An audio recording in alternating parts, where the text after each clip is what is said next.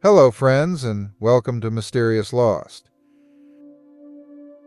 Today we'll talk about the 5 strange disappearances of park rangers, who are some of the last people you'd think would go missing.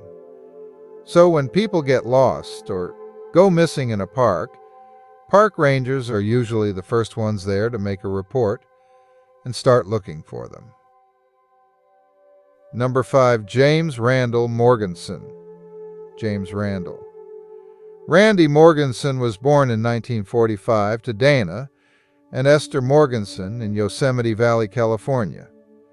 He graduated from Yosemite National Park Valley School, YVS, and was employed as a seasonal backcountry ranger at Sequoia and Kings Canyon National Park.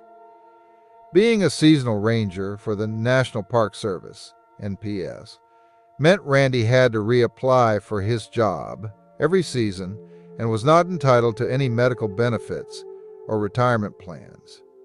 In July 1996, 51-year-old Randy was halfway through his 28th season as a backcountry ranger.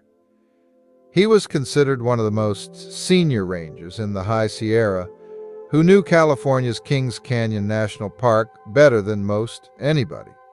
A fellow backcountry ranger of Sequoia and Kings Canyon National Park, George Durkee, recounted how Randy would get up slowly and have coffee in the morning, enjoying the terrific view outside his tent. George added he would just sit there and contemplate the morning before getting ready for work. According to the episode, Randy's station was called Bench Lake, situated above 10,000 feet. It acted as the summertime home base for his 80-square-mile patrol area. Randy's job comprised reporting on conditions in the wilderness and being on call as a medic law enforcement officer. He would aid hikers and climbers moving through the remote section of the park and search and rescue estranged or lost backpackers. George recounted, "This job is mostly talking to people, and making sure everybody's okay." And Randy was excellent. He had a pleasant, low-key approach to people. George was a close friend of Randy and reminisced how the latter hated visitors destroying the pristine wilderness of the national park by dropping garbage, dubbing them Swinus Americanus. The episode showed how the backcountry ranger used to haul gunny sacks full of discarded waste while returning from regular work trips through the national park. On July 21, 1996, Randy left a note on his tent stating he would be away for 2 to 3 days. He left his station and even left his revolver, a Smith & Wesson 357 Magnum, behind. According to the show, he had written Junie on his note even though it was the month of July. Randy had packed a tent, sleeping bags, and the Park-Issue radio and disappeared in the mountains, never to be seen alive again. This sparked one of the most intense and emotionally draining search and rescue operations in National Park Service history. When Randy did not check in on the radio for several days, his colleagues were concerned. Rick Sanger, a second-year backcountry ranger back then, hiked to the Bench Lake station and discovered the note. The date on the memo confirmed Randy was overdue from a cross-country patrol, and he reported him missing on July 25, 1996. Retired District Ranger of Kings Canyon National Park. Randy Kaufman, the then incident commander, ordered the backcountry rangers to go through Randy's logbook to learn where he might have gone. Due to the late July rain, it became impossible to determine the exact direction Randy had gone. Around 100 rescue personnel searched 80 square miles of wilderness over the next few days. Initially, Randy's colleagues hoped that his radio had malfunctioned, as it had once before, and he had to hike to another station to pick up a replacement. However, as days passed, that probability seemed to get slimmer. Hence, National Park Services employed a special agent, Alfred de la Cruz, to investigate Randy's disappearance. The agent discovered Randy had been threatened twice.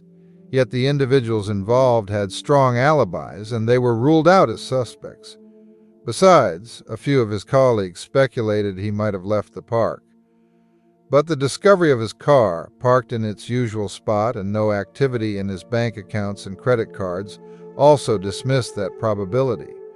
A few days into the search, George contacted Kaufman and informed him Randy was depressed before the start of the 1996 season.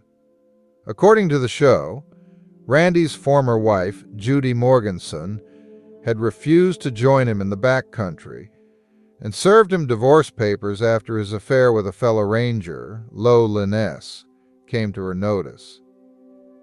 He told George that he was suicidal at times and used to lament, after all these years of being a ranger, I wonder if it's been worth it. On July 20th, 1996, Randy had radioed George and his wife and ended his short conversation with, I won't be bothering you two anymore. Over the next few weeks, the authorities used a computer program named Computer-Aided Search Information Exchange and a FLIR helicopter equipped with an infrared camera to help them in the search. The backcountry rangers used sniffing dogs and came across random pieces of gear in various locations. But none of these could be positively linked to Randy. As weeks passed and the extensive search showed no results, the authorities eventually called it off. According to the show, Judy received a letter from Randy in their home in Sedona, Arizona, and found it postmarked on July 19th. Sadly, Randy's remains were found near a creek in a gorge in the Window Peak drainage in July 2001, 5 years after his disappearance. The area was searched and the backcountry rangers discovered his tattered shirt, backpack, and a leg bone protruding from his boot. Retired Sierra Sub-District Ranger Alden Nash stated Randy might have fallen through a snow bridge and broken his leg, with his body hidden beneath the ice throughout the search.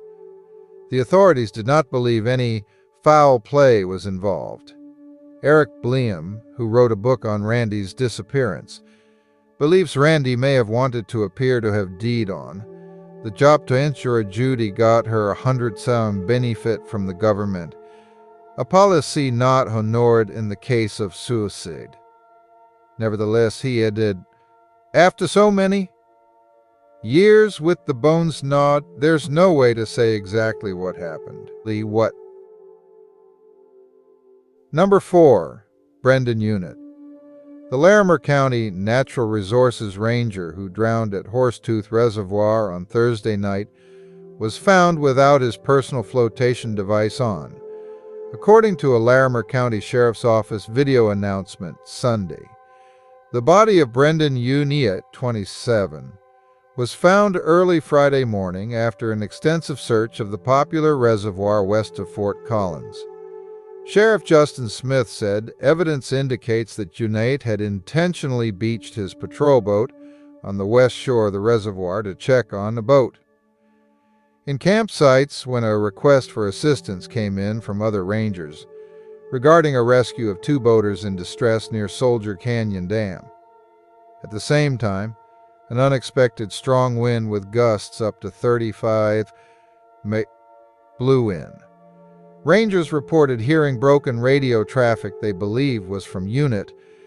After that, the Rangers said there was no other radio traffic from Unitt, and he did not respond to the assist for the distressed boaters, who were rescued by other Rangers shortly after 9 p.m. Rangers then began a search for Unitt.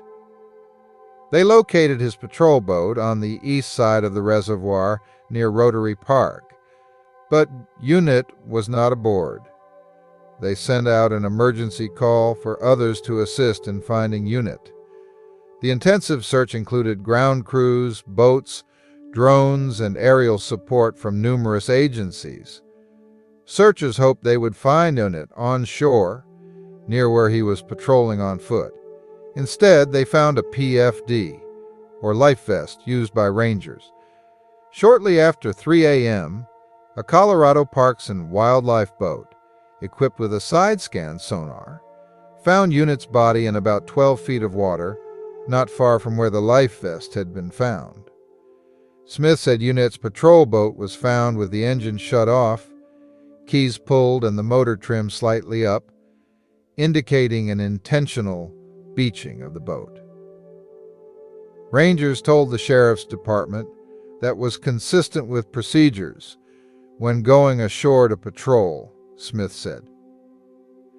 Smith said based on evidence, the most likely scenario is that Unitt beached the boat just prior to the wind picking up. When Unitt received the call for assistance for help, it is believed the wind had blown his boat offshore and that he likely took off his PFD to go after it, knowing that if he got in the water with the PFD, that it would inflate, essentially disabling him from being able to retrieve his boat. We don't know exactly how it happened, but we believe that when he took that vest off and got into the water, he himself became distressed and eventually was dragged off the shore and pulled under, and it was at that point that he lost his life, Smith said. The Larimer County coroner's autopsy stated that Unitt died from accidental drowning. Ken Brink, patrol captain for the Larimer County Department of Natural Resources, said Unitt lost his life trying to protect the public. Brink said Rangers have 3 goals: to protect the public from the resource, to protect the resource from the public, and to protect the public from one another. The evening when this accident occurred, unfortunately, where we lost a member of our Ranger family, our Ranger was working hard to protect the public from the resource, Brink said in the video. There was a severe storm with high winds. He was doing his job as instructed to do. Brink described Unitt as a public servant, both during his service with the U.S. Marine Corps and during his time as a boat patrol ranger, where he primarily worked evening shifts on boat patrol at Horsetooth Reservoir. The night, Brink said, Unitt did what he was trained to do and what he always did as a person. He made the decision that he wanted to help. That night, he was looking out for other people and trying to save people's lives when he unfortunately lost his life. He said Trevor Knight, a corporal in the department's patrol division and Unitt's supervisor, said in the video that Unitt started with the patrol unit, mostly doing evening patrols, 6 months ago. If I had to pick one word to describe Brendan, I would say selfless. He had a great sense of humor, he had a contagious laugh. I know that for myself, our Ranger Corps, his family, and this community, we lost an asset. A boat parade of around 20 vessels honored Unitt at noon Sunday, slow motoring in a line over the southern part of the reservoir, as other boaters cruised the water amid the smoke from current wildfires. Observers stood above the reservoir along Larimer County Road. 38E watching the parade. Among the group were Garth Nordstrom and Reagan Kearns, friends of Unitt. Nordstrom said Unitt was always the life of the party, recalling Unitt bringing down the house at a Christmas party singing an Eminem song. Nordstrom said, holding an American flag and wiping away tears, "He had the biggest heart I've ever met.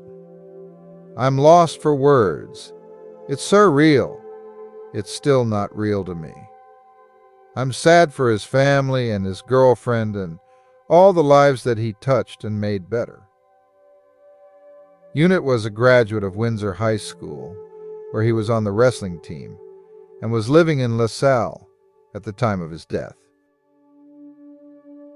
Number 3. Ranger Ralph Heath. Ranger Ralph Heath died of exposure while attempting to rescue a woman on Mount Katahdin during a snowstorm. On Monday, October 28, 1963, 2 women climbed to Baxter Peak on Mount Katahdin by way of the Cathedral Trail, arriving at the summit at 1:30 p.m. After lunch, the 2 women started out across the knife's edge and became separated. The two continued on their chosen routes and were in verbal contact until one relayed that she was stuck and could not go up or down. The second woman descended to Chimney Pond Campground by way of the Dudley Trail and alerted Ranger Heath of the situation. At approximately 11 p.m., the weather changed drastically, with a storm that deposited 2 feet of snow over the next 24 hours. Ranger Heath made 2 attempts to reach the stranded woman. The second attempt was made at 6 a.m. on Tuesday, October 29, 1963, from the base of the Knife's Edge. He attempted to hike up to the woman from below her position. This was the last known action made by Ranger Heath. At some point that day, Ranger Heath and the woman succumbed to the elements. Ranger Heath's body was recovered on May 17, 1964. Number 2. Jeff Christensen. Jeff Christensen died in July 2005. He was on a routine patrol with the Lake Lawn Trailhead when he allegedly lost his balance and fell from Mummy's Range in Rocky Mountain National Park in Larimer County, Colorado. The search for the ranger who went missing lasts a little over a week. On August 6, 2005, a hiker finds him. The official cause of death was a fracture of the left temporal bone of the skull, which led to a subdural bleed. His parents were the only ones who knew him. People say that the ranger lost his balance and died of a terrible accident. He had only been on the job for 4 years when he fell on the job. Number 1. Another sad story about a park ranger who went missing while doing his job. His name was Paul Fugate. Paul Fugate was a park ranger at the Chiricahua National Monument in southeastern Arizona until he disappeared on Jan. 13, 1980. It's been nearly 30 years since Ranger Paul Fugate disappeared while patrolling the wilds of Chiricahua National Monument.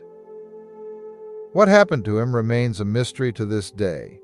When a ranger on solo patrol in a remote area of a national park fails to return, the event rarely becomes what you'd call a true disappearance.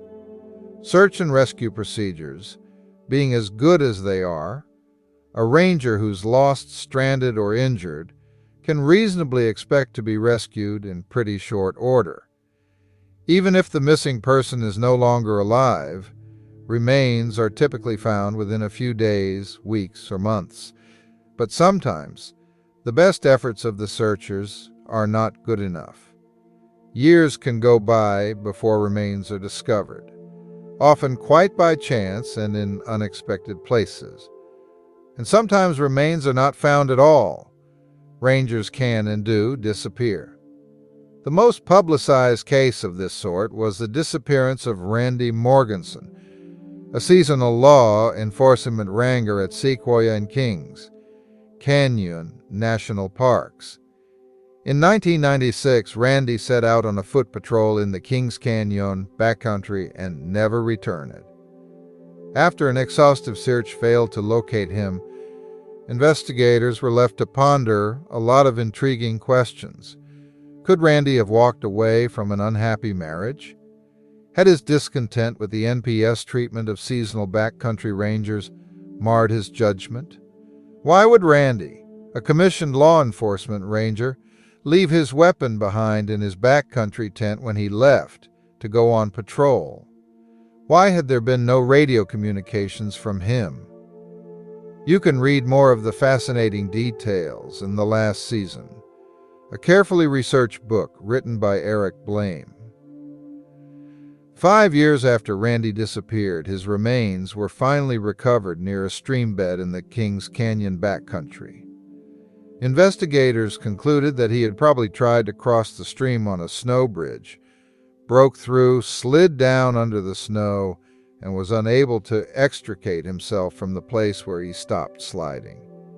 Since Randy's death appeared to be accidental, most of the questions that had nagged investigators were laid to rest. Unfortunately, there has been no such closure in the case of a ranger who went missing in Chiricahua National Monument almost 3 decades ago. Early in 1980, law enforcement ranger Paul Fugate left his residence for a foot patrol in the Chiricahua backcountry and didn't come back. When Paul did not return from this patrol, the park and then the National Park Service and the Cochise County Sheriff's Department mounted extensive SAR efforts to find him. But these efforts turned up nothing. Searching in Chiricahua is certainly no picnic. The park sprawls over 12,000 acres and has complex terrain with numerous canyons, arroyos, and barrancas. The same kinds of questions that dogged searchers in the Randy Morgenson case troubled the people trying to figure out what happened to Paul Fugate. Did rumors of marriage problems have anything to do with this disappearance? Had Paul been killed after stumbling onto a drug smuggling or illegal immigration operation? Had he decided that the NPS was too conservative for him and just walked away? The latter notion was born of the fact that Paul had been known as a bit of a nonconformist. He was, for example, one of the first rangers who pushed the boundaries on the Park Service's conservative grooming standards. Howard Chapman, then Western Regional Director, was driven to distraction by this disappearance. These kinds of mysteries were not supposed to occur on his watch.